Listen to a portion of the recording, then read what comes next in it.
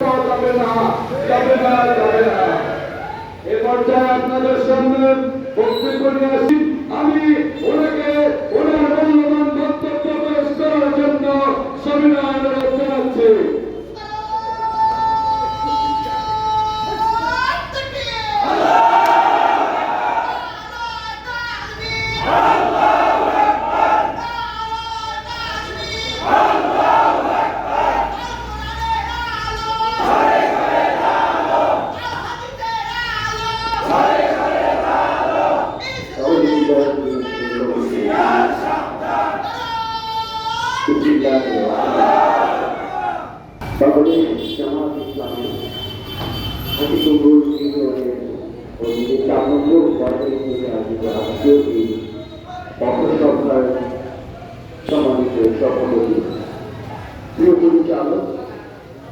আজকের অনুষ্ঠানে উপস্থিত সমাজের বিশেষ অতিথিবৃন্দ, আমি নাম বলে সময় নষ্ট করছি না। সামনে যারা উপস্থিত রয়েছে এই এলাকার সমস্ত ছাত্র জনতা, সবার প্রতি শুভেচ্ছা এবং সালাম। আসসালামু আলাইকুম ওয়া রাহমাতুল্লাহ। মাইকের কথা কি বোঝা যায়? পিছনে পিছনে কি বোঝা যাচ্ছে? কথা বোঝা যাচ্ছে? আচ্ছা, আপনাদেরকে আরো একটা সেন্টেন্স বলতে চাই, সেটি হচ্ছে সালামের পর স্বাধীন বাংলাদেশে আপনাদেরকে স্বাগত। স্বাধীন বাংলাদেশে আপনাদেরকে স্বাগত। বাংলা বলা হচ্ছে যে এটা দ্বিতীয়বার স্বাধীন হয়েছে। ৭১ সালে একবার স্বাধীন হয়েছিল দেশ, সেই স্বাধীনতা বেহাত হয়ে গিয়েছিল। সেই স্বাধীনতা আবার নতুন করে পরাধীনতায় পর্যবসিত হয়েছিল। সেই পরাধীনতার পাশ থেকে আরো একবার নতুন করে এদেশের ছাত্র জনতা আরেকটি স্বাধীনতা এনে দিয়েছে ২০২৪ সালে। সুতরাং সেই স্বাধীনতার স্বাদ আমরা আজকে এখানে বসে দেখতে পাচ্ছি এবং সেই স্বাধীনতা দেখার সৌভাগ্য আমরা অর্জন করতে পেরেছি। মহান রব্বুল আলামিন আমাদেরকে এরকম একটি বিপ্লব, এরকম একটি ছাত্র জনতার অভ্যুত্থান দেখার সৌভাগ্য দিয়েছেন।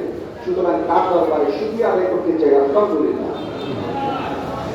প্রিয় বন্ধুরা, এখানে যারা উপস্থিত হয়েছেন আপনারা সবাই জানেন আজকে মিডিয়ার কারণে, সোশ্যাল মিডিয়ার কারণে, ফেসবুকের কারণে সমস্ত তথ্যই আমাদের কাছে এসেছে। আমরা মোটামুটি সবকিছু জানি।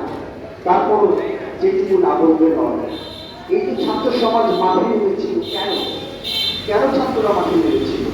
তাদের অধিকারের কথা বলতে, তাদের প্রাপ্য অধিকার আদায়ের জন্য মাঠে নেমেছিল। সেই অধিকারের কথা বলতে গিয়ে তাদেরকে রক্তাক্ত একটি সাগরের মধ্যে ডুবিয়ে দেওয়া হয়েছে।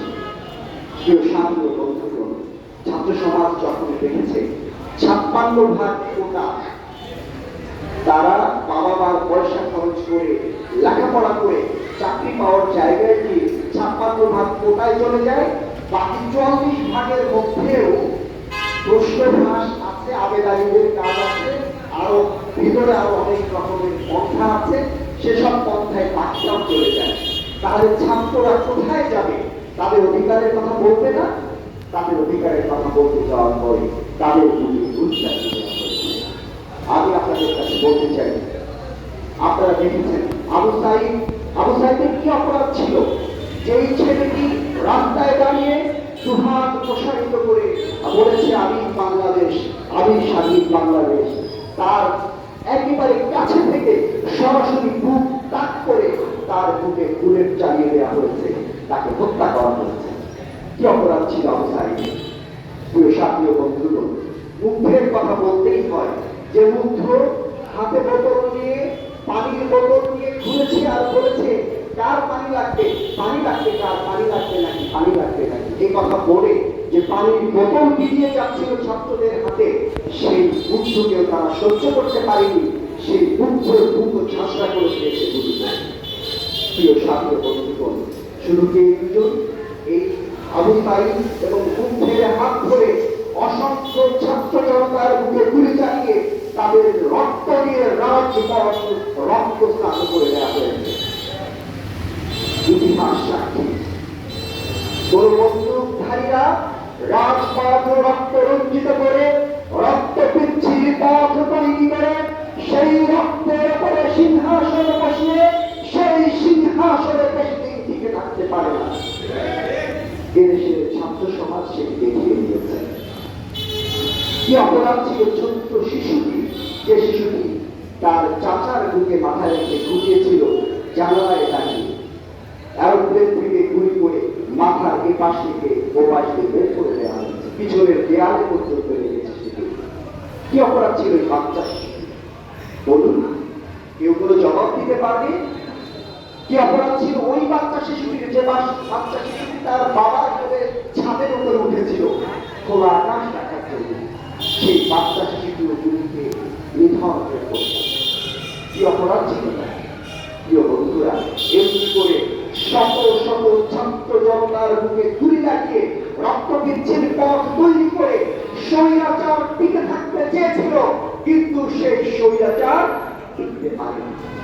প্রিয় বন্ধুরা, শুধু কি এখানেই ক্ষান্ত হয়েছে? আজকের ছাত্র সমাজ এই বিপ্লব এনে দিয়েছে। কেন বিপ্লব নিয়ে এসেছে? আমি আমার ভাষায় বলতে চাই, স্বৈরাচারী হাসিনা সরকার ছাত্র সমাজকে ক্লাসরুম থেকে রাস্তায় নামিয়ে নিয়ে এসেছে, আইনজীবীদেরকে পথ থেকে রাস্তায় নামিয়ে এনেছে, শিক্ষকদেরকে ক্লাস থেকে রাজপথে নামিয়েছে এবং প্রত্যেকটি পেশাজীবী, শিল্পী, সাহিত্যিক, বুদ্ধিজীবী কাউকে তাদের জায়গায় থাকতে দেয়নি, প্রত্যেককে টেনে রাস্তায় নামিয়ে নিয়ে এসেছিল।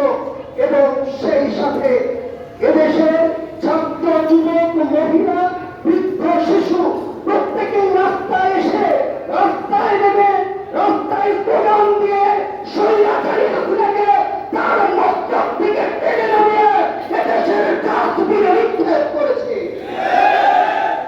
প্রিয় বন্ধুরা, কোনদিন বন্দুক ধরে রক্তাক্ত পথ তৈরি করে ক্ষমতায় টিকে থাকা যায় না। এই রক্ত পিচ্ছিল পথের যাত্রা শুধু এই 24 সালে শুরু হয়নি, শুরু হয়েছে 2008 সালে, এবং যদি বেশি করে বলি, বেশি করে শুরু হয়েছে 2011 সালে। প্রিয় বন্ধুরা, মানবতা বিরোধী অপরাধে সাজা দেওয়ার কথা বলে একটি কৌশলের নাটক সাজিয়ে, একটি মিথ্যা নাটক মঞ্চস্থ করে জামায়াতে ইসলামীর এক ডজন নেতাকে তারা জেলে পুরেছে। প্রিয় বন্ধুরা, জেলে পুরে শেষ হয়নি, তার প্রহসনের বিচার করে আমি নিজেও আন্তর্জাতিক অপরাধ ট্রাইব্যুনালের ডিফেন্স কাউন্সিল থাকার কারণে এই সাক্ষী, এই এভিডেন্স, সমস্ত ডকুমেন্ট নিজের চোখে পড়ে বোঝার সুযোগ পেয়েছি।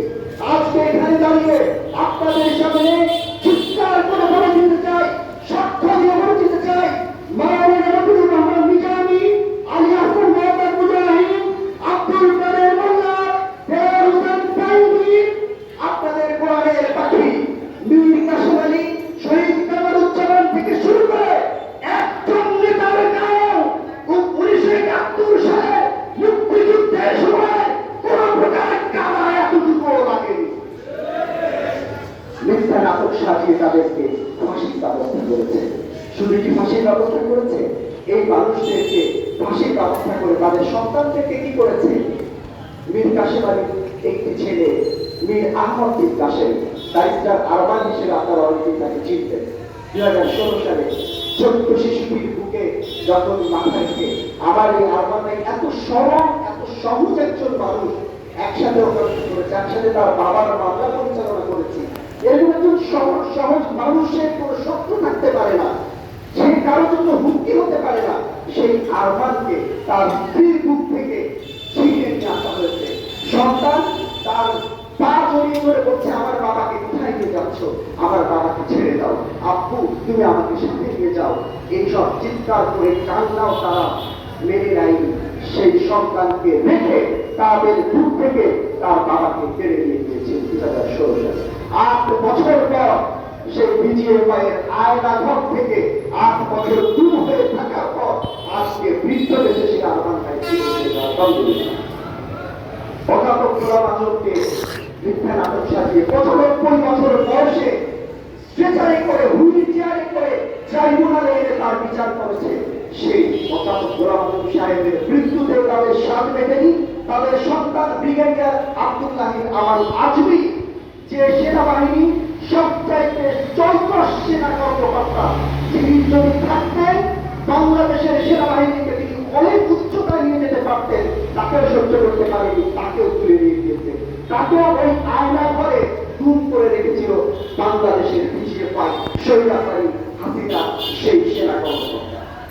আজকে তাকেও আমরা ফেরত পেয়েছি আলহামদুলিল্লাহ। প্রিয় বন্ধুরা, তাদেরকে ফেরত পেয়েছি, কিন্তু শেখ হাসিনা টিকতে পেরেছে, টিকতে পারেনি। সম্মানিত বন্ধুরা, আমি যে কথাটি বলতে চাই, জামাতকে কেন ভয় পেয়েছে? কারণ হাসিনা বাংলাদেশের রত্নতে বসেছে তার অধীনে, তার প্রধানমন্ত্রী বসেছিল ভারতে। ভারত বাংলাদেশকে তাদের করজ রাজ্যে পরিণত করতে চায়, ভারত বাংলাদেশকে তাদের প্রদেশ করতে চায়, ভারত বাংলাদেশ থেকে ইসলামকে নিশ্চিহ্ন করে দিতে চায়। ভারত চায় বাংলাদেশে কেউ কোরআনের দোকান দিতে পারবে না, বাংলাদেশে কেউ ইসলামের কথা বলতে পারবে না, বাংলাদেশে কেউ ভারতের সাম্রাজ্য পরিণত করার ক্ষেত্রে বাধা দিতে পারবে না। সেই বাধা দেওয়ার জন্য একমাত্র একটি দল ছিল, সেটি হল জামাত ইসলামী। সুতরাং জামাতকে যদি ধ্বংস করা যায়, তাহলে বাংলাদেশে ভারতের জন্য আর কেউ বাধা হয়ে দাঁড়াতে পারবে না। কিন্তু বন্ধুরা, জামাতের 1 ডজন শীর্ষ নেতৃত্বকে বন্দী করার পরেও বাংলাদেশে জামাত ইসলামীর কর্মসূচি 1 দিনের জন্যও থেমেছিল, 1 ঘন্টার জন্য বাংলাদেশ জামাত ইসলামী নেতৃত্ব শূন্যতা ছিল, 1 ঘন্টার জন্য বাংলাদেশ জামাত ইসলামী থেমে গিয়েছিল। বাংলাদেশ জামাত ইসলামী আবার দুর্বার গতিতে এক নিজামীর পরিবর্তে হাজার নিজামীর জন্ম হয়েছে, এক মুজাহিদের পরিবর্তে হাজার মুজাহিদের জন্ম হয়েছে, এক মীর কাসেম আলীর শাহাদাতের বিনিময়ে হাজার মীর কাসেম আলীর জন্ম হয়েছে। প্রিয় বন্ধুরা, যারা জন্ম হয়েছে তাদেরকেও সহ্য করতে পারিনি। আমাদের প্রিয় মুখ, আমাদের প্রিয় দায়িত্বশীল, আমাদের প্রিয় অভিভাবক, আপনাদের কাছে অনেক প্রিয় জনপ্রিয় জননেতা আলহাজ মাওলানা রফিকুল ইসলাম খান। প্রিয় বন্ধুরা, আপনারা কয়দিন আগে দেখেছেন, বিনা দোষে তাকে গ্রেফতার করে নিয়ে গেছে, গ্রেফতার করে নিয়েছে, বিচার করো, অসুবিধা নেই। কিন্তু মাওলানা রফিকুল ইসলাম খানের মতো একজন রীতিমতো ভদ্র মানুষ এবং এত বড় একজন সম্মান মানুষ, রাজশাহী বিশ্ববিদ্যালয় বাংলাদেশের সবচেয়ে বড় বিশ্ববিদ্যালয়গুলোর একটি, সেখানকার তিনি সিনেট সদস্য, সেই বিশ্ববিদ্যালয় যারা পরিচালনা করে সেই কমিটির মেম্বার, তার শিক্ষাক্ষেত্রে অবদান রয়েছে, 90-এর গণঅভ্যুত্থানে তার অবদান রয়েছে, স্বৈরাচার বিরোধী আন্দোলনে। মাওলানা রফিকুল ইসলাম খান একজন জাতীয় নেতা। রফিকুল ইসলাম খানকে যদি জামাত চাইতো, পুলিশের কাছ থেকে 1 ঘন্টার মধ্যে ছিনিয়ে আনতে পারতো না? জামাতের সেই সক্ষমতা আছে, কিন্তু জামাতের কোন নেতা এমনকি কোন কর্মী পর্যন্ত একবার যখন গ্রেফতার হয়েছে পুলিশের সাথে সহযোগিতা করেছে, কোনদিন সেটি করেনি। অথচ রফিকুল ইসলাম খানকে তারা কেন ভয় পেয়েছে? মাওলানা রফিকুল ইসলাম খানকে কিসের ভয় পেয়েছে? তার হাতে হ্যান্ডকাপ পরাতে হবে, তার পায়ে গান্ডাবেরি পরাতে হবে। প্রিয় বন্ধুরা, প্রত্যেকটা দিন আদালতের কাঠ করায় তাকে নিয়ে গিয়েছে গান্ডাবেরি করবে, হাতে হ্যান্ডকাপ পরিয়ে। আমার ভাষায় বলতে চাই, মাওলানা রফিকুল ইসলাম খানের পায়ে গান্ডাবেরি পরানো হয়নি, গান্ডাবেরি পরানো হয়েছে বাংলাদেশের গণতন্ত্রের হাতে। রফিকুল ইসলাম খানের হাতে হ্যান্ডকাপ পরানো হয়নি,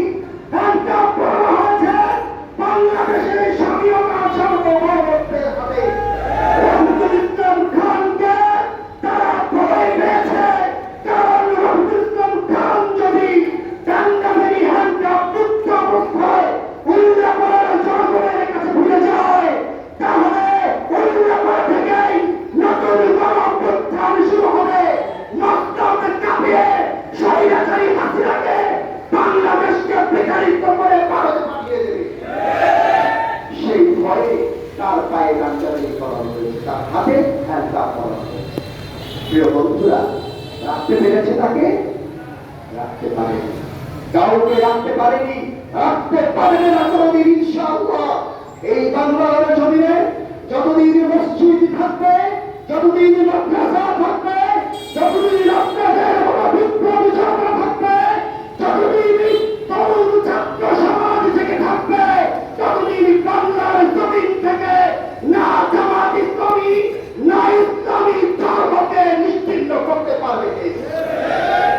প্রিয় বন্ধুরা, আমি আপনাদেরকে এই কথা বলতে চাই, বাংলাদেশকে শেষ করে দিয়ে গেছে হাসিনা। বিদায় নিয়েছে, হাসিনার দশকরা বিদায় নিয়েছে, হাসিনার দালালদেরকে আর মাইক্রোস্কোপ দিয়েও খুঁজে পাওয়া যায় না, এই কথা সত্য। কিন্তু বাংলাদেশকে তারা ধ্বংস করে দিয়ে গেছে, বাংলাদেশের অর্থনীতি ধ্বংস করে দিয়ে গেছে, ব্যাংকগুলোকে শূন্য করে দিয়ে গেছে, আর্থিক প্রতিষ্ঠানগুলোকে শূন্য করে দিয়ে গেছে, বিচার ব্যবস্থাকে ধ্বংসের দ্বার প্রান্তে নিয়ে গিয়েছে, বিচারের ঘাড়ে বন্দুক রেখে অন্য দল এবং রাজনৈতিক নেতৃবৃন্দকে সাহায্য করার জন্য ব্যবহার করেছে। পুলিশ বাহিনীকে একটি ছাত্রলীগের শাখায় পরিণত করেছে, একটি পুলিশ লীগ হিসেবে তৈরি করেছে, পুলিশের বন্দুক চালিয়েছে এদেশের জনতার প্রতি।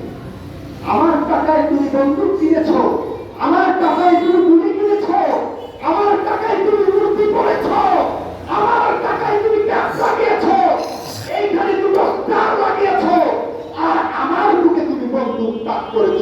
কোথায় পেয়েছে তুমি সে সাহস? সে সাহস আর দেখাবে না।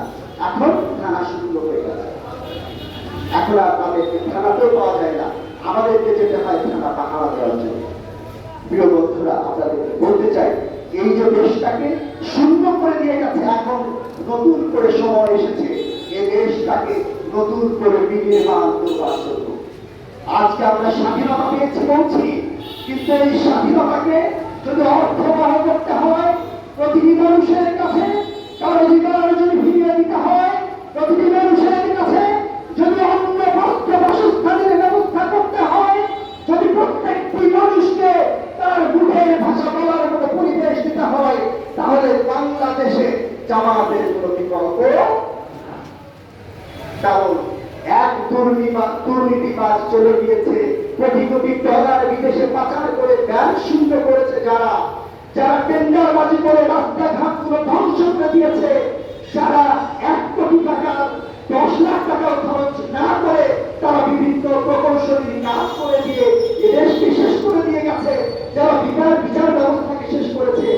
আমার যদি নতুন করে সেটারই রিপিটেশন হয়, নতুন করে আমার যদি সেই কি বলে যে পুরাতন করে নতুন মত এটা যদি হয়, তাহলে আবার সেই পরিণতির দিকে আমাদেরকে চলে যেতে হবে।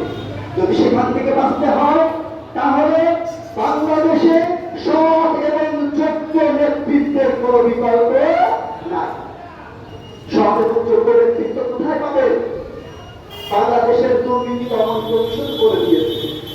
আমাদের 2টা মন্ত্রণালয় ছিল, আমিরে জামাত এবং সেক্রেটারি জেনারেল, 2টা মন্ত্রণালয় ছিল। বলেন তো, এই মন্ত্রণালয় পরিচালনা করতে গিয়ে 5 বছরে এই 2 মন্ত্রণালয়ে 1 টাকারও কোনো দুর্নীতি পেয়েছে? পাইনি।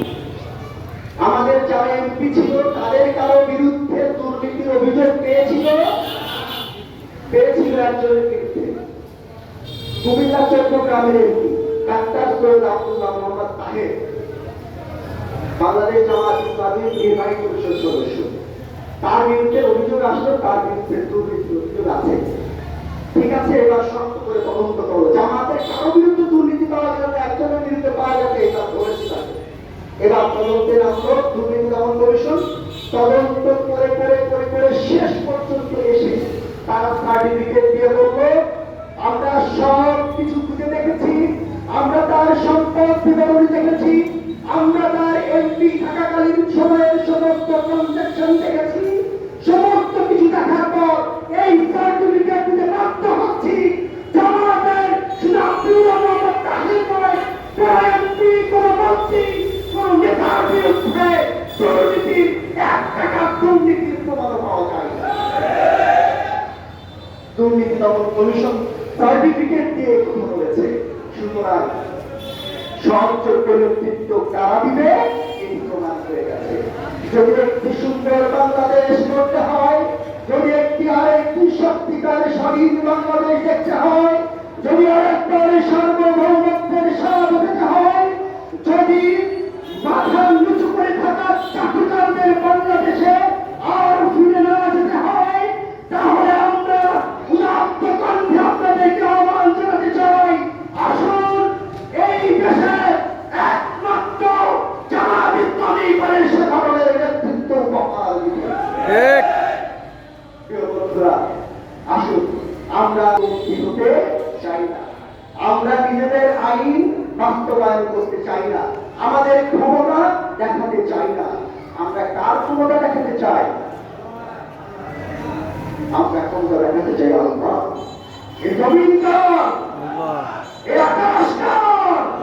এই পৃথিবীটা কার? আমাদের বক্তব্য হলো, যদি জমিন আল্লাহ হয়, যদি পৃথিবী আল্লাহ হয়, যদি আমরা ওই তার সৃষ্টি, তাহলে আমাদেরকে চলতে হবে তার দেখানো পথে। জামাত চায় আসুন আমরা কোরআনের আলোতে জীবন গঠন করি, আসুন আমরা আল্লাহর দেখানো পথে চলি। আমার দেখানো পথে চলতে হবে না, আমার বক্তব্য শুনতে হবে না, আমার কথায় আপনাকে অনুগত হতে হবে না। আসুন আমরা আল্লাহর অনুগত হই।